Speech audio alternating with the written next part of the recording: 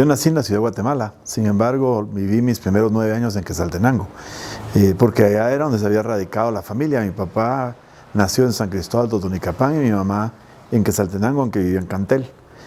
Así que yo crecí allá y era una vida bien tranquila, porque vivíamos en una ciudad donde había relativamente poco ruido, poca actividad. Se podía andar en la calle, era una buena época. Estamos hablando de los 50, 60, cuando empezaban, por cierto, conflictos en otras partes. A mitad de los 60, por razones de trabajo, mi papá se mudó aquí a la capital y pues trajo a toda la familia. Ya de ahí en adelante crecí aquí en Guatemala. Fui al colegio, estudié en el Liceo de Guatemala, aquí en la ciudad de Guatemala. Me gradué de bachiller en el 73 y después de eso fui a la universidad a estudiar administración y economía. Y la economía siempre me interesó mucho y eso me ha llevado a tener muchas ideas o enfocarme mucho a lo que está pasando realmente en el país o en otros lados. Y tal vez una de las experiencias más impactantes que he tenido en la vida fue que a los 20 años, estando en la universidad, una noche saliendo a visitar a mi novia, fui interceptado por unos individuos armados y me secuestraron. Me tuvieron secuestrado por 40 días, 39 días para ser exactos. Y eso pues me cambió mucho la forma de pensar, me hizo madurar muy rápido y me hizo darme cuenta de que la vida es finita y se acaba y que las cosas se deben hacer mejor, que no hay necesidad de estar peleando en conflicto. Y eso pues ha moldeado mucho la forma en la que me he desarrollado el resto de la vida. Al principio desconcertantes porque no estaba en mis planes, yo no lo había puesto en mi agenda, ser secuestrado, ¿verdad? Todo esto ocurrió de una forma inesperada, nunca se me hubiera ocurrido a mí que me podía pasar. Al principio pues, fue bastante intimidante, había 2 personas que se comunicaban conmigo regularmente y con el viejo sistemita del policía bueno y el policía malo, como dicen que es la técnica. Entonces uno me intimidaba, me amenazaba, me trataba de asustar y el otro hacía lo contrario y estaban siempre tratando de sacarme información. En los primeros días era, como digo, desconcertante, pero a lo poco tiempo uno se va acostumbrando. Es increíble cómo el sentido de supervivencia y la capacidad de adaptación que tenemos los humanos, se acostumbra uno a la situación y empieza uno a buscar su mejor camino. Entonces yo empecé a jugar también juegos con ellos, como ellos jugaban juegos conmigo, psicológicos me refiero. De manera de que me puse en mi mente, debo caerles lo mejor posible para que si me van a tener que matar, duden. Y si dudan, tal vez tenga un chance de escapar, ¿verdad? Entonces por ahí fue donde empecé a darme cuenta que hay, en las peores de las circunstancias, uno siempre puede encontrar un camino o una oportunidad. Y si se presenta, se aprovecha. Por suerte, pues después de 39 días me dejaron en libertad, regresé a mi familia y a la vida normal. A partir de eso ya empezamos a tener más preocupación por la seguridad personal de cada uno de los miembros de la familia, obviamente. Pero no fue sino hasta 2 o 3, porque esto fue en el año 76, y no fue sino hasta el 78, 79, que ya la situación en Guatemala se empezó a poner de veras peligrosa. Antes de eso había violencia, pero era distinto. Desde el 78, 79 se empezó a agudizar mucho. Por lo menos el riesgo de secuestro para personas con familias como la nuestra se aumentaron dramáticamente en esa época y nos forzó a empezar a tomar medidas de seguridad. Y por eso fue que en el 82, que es 6 años después del secuestro, tomamos la decisión de mudar a la familia a otra parte con la espera, pues, para que nuestros hijos pudieran crecer libres de todo ese problema, porque un niño que crece rodeado de medidas de seguridad vive en una jaula, no vive en libertad, y eso pues no le permite a un niño desarrollarse, y esa fue la motivación de buscar otro horizonte. Sin embargo, nunca dejamos Guatemala, íbamos y veníamos y nuestros negocios siguen siendo radicados en Guatemala. Fue realmente muy difícil porque primero es nuestro país, aquí crecimos, mi esposa es de aquí también, ella nació en Retaluleu, y pues aquí nosotros nos criamos, todos nuestros amigos, nuestra familia, nuestra historia estaba acá. Sin embargo, uno a veces tiene que tomar decisiones. Hay tantos otros guatemaltecos que han tomado una decisión similar por las mismas o diferentes razones, pero han buscado lo que no pueden obtener en Guatemala en otro lado. Y eso es uno de los motivantes míos de entrar en el tema de la política, porque no es justo que los guatemaltecos tengamos que ir a otro país a buscar las oportunidades que necesitamos o merecemos, o que deseamos. Las deberíamos de poder tener acá mismo. Y eso solo se puede lograr haciendo un cambio verdadero en Guatemala. Y esa es mi motivación de venir de regreso, porque tuve la oportunidad de, viajando, haciendo negocios e incluso viviendo fuera, aprende uno que la vida es distinta de lo que uno cree. Ve sistemas que fallan, sistemas que funcionan, políticamente hablando. Veíamos a Guatemala desde un cristal distinto. Recordemos que no se ve lo mismo desde la montaña que desde el piso, ¿verdad? Entonces eso me ha dado a mí una visión distinta de la que habría tenido si nunca me hubiera ido, y que puedo traer todas esas experiencias a Guatemala para tratar, o no para tratar, sino para hacer el cambio. Ahora, el cambio solo lo vamos a poder si nos juntamos todos los que estamos hablando acá y los que nos estén oyendo. Si no nos juntamos no hay cambio, porque una persona sola no lo puede hacer.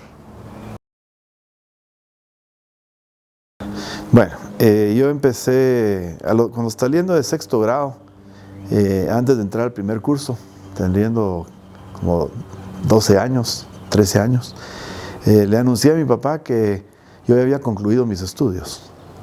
Le dije, bueno, no me interesa ir más al colegio, porque a mí no me interesa saber dónde queda el río Nilo. Yo lo que necesito es aprender a trabajar y no he aprendido nada de eso.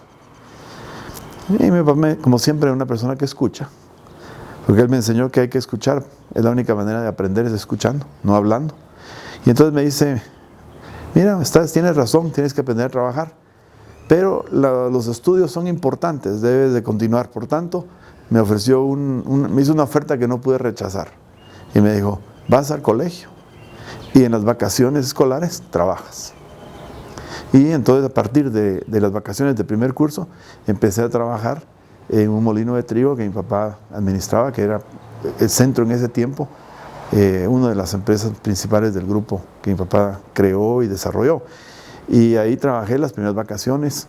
Mi primer trabajo era en el laboratorio de control de calidad. Yo tenía que limpiar todos los utensilios, hacer la limpieza del lugar, ir a recoger las muestras, o sea, hacer los trabajos más simples. Pero aprendí muchísimo haciendo eso. Al siguiente año volví a trabajar ahí y tuve diferentes empleos, empaqué harina. En otra ocasión trabajé en una granja de cerdos, cuidando de los cerdos.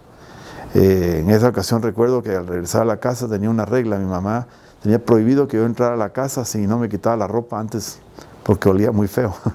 Pero bueno, de toda la parte de secundaria, yo siempre en los periodos vacacionales tenía un trabajo. Y eso también me ha ayudado mucho, porque le cambia a uno la forma de ver las cosas. Aprende uno el valor del dinero, por ejemplo, a tener que ganarlo. No es lo mismo que lo mantengan a uno. Entonces, todo eso ha afectado mucho a la forma como yo me he desenvuelto en mi vida. Y luego ya como ejecutivo, estando al finalizar mis estudios universitarios, empecé a trabajar ya en las empresas del grupo y por casi 4 años fui gerente general de Pollo Campero. Cuando tenía 22 años empecé en eso y realmente me siento muy orgulloso de esos años, porque me tocó entrar en un momento en el que la rentabilidad de la empresa iba en bajada, pero rápidamente, y yo logré darle vuelta, y cuando me retiré para irnos a vivir fuera, ya estaban las utilidades sobre ventas más altas que antes. Entonces eso me llenó a mí de confianza en que se puede hacer, se puede cambiar las cosas cuando van hacia menos, se pueden hacer que vayan hacia más si uno se pone el esfuerzo y lo hace con ganas. En el año 82 mi papá decide que él estaba cansado de problemas interfamiliares con las otras 2 familias que eran socios de nosotros en partes iguales en las empresas que mi papá desarrolló y dirigió hasta ese momento. Y él dijo, bueno, lo que ellos quieren es administrarlas ellos, pues que las administren ellos. Y entonces decidió retirarse del grupo y dejarles a ellos administrar el negocio. Es más, les dijo, cómprenme, si quieren yo estoy dispuesto a vender, si no, respétenme como accionista. Y ahí es donde él decide irse, y entonces él me llama a mí y me dice, mira, he tomado esta decisión y te invito a que consideres la posibilidad de hacer lo mismo y venirte conmigo y desarrollamos nuestras propias cosas. Y esa pues fue una decisión un poco compleja, porque por un lado yo estaba muy contento y orgulloso y satisfecho en mi trabajo, me gustaba. Por otro lado, estábamos contentos viviendo en Guatemala, aunque teníamos los problemas de seguridad, pero el elemento que tal vez, los dos elementos claves fueron uno, que todo lo que tengo se lo debo a mi padre, y por tanto, yo no le puedo fallar. Entonces yo fui totalmente leal con él y no estaba dispuesto a no seguirlo. Esa era la primera, y además que sé que él iba para el mejor camino. Y el otro factor fue que en ese momento yo tenía un niño de año y 8 meses, y mi esposa estaba por tener nuestra segunda bebé, y entonces era la motivación de lo que decía antes. Estos niños van a crecer enjaulados o con libertad. Y esa fue la determinación que tomamos. Entonces, en ese momento cambió completamente nuestras vidas, porque renunciamos a nuestros trabajos y nos fuimos a instalar a otra parte. Sin embargo, como dije antes, seguimos trabajando acá en Guatemala. Y entonces empezamos con mi papá una nueva empresa que se llama Shela Enterprises, que es una empresa internacional de capital guatemalteco, nosotros, y nos hemos dedicado a desarrollar negocios en Guatemala y en otros países. Y por eso hemos tenido la oportunidad de viajar, de hacer experimentos. Hemos tenido la oportunidad, por ejemplo, de experimentar cómo cambió Rusia después de la caída de la cortina de hierro, cuando estuvo Gorbachev y luego Yeltsin. Y en esa época nosotros hicimos negocios en Rusia y con éxito, gracias a Dios, en Polonia, en Brasil, en Venezuela, por supuesto Centroamérica.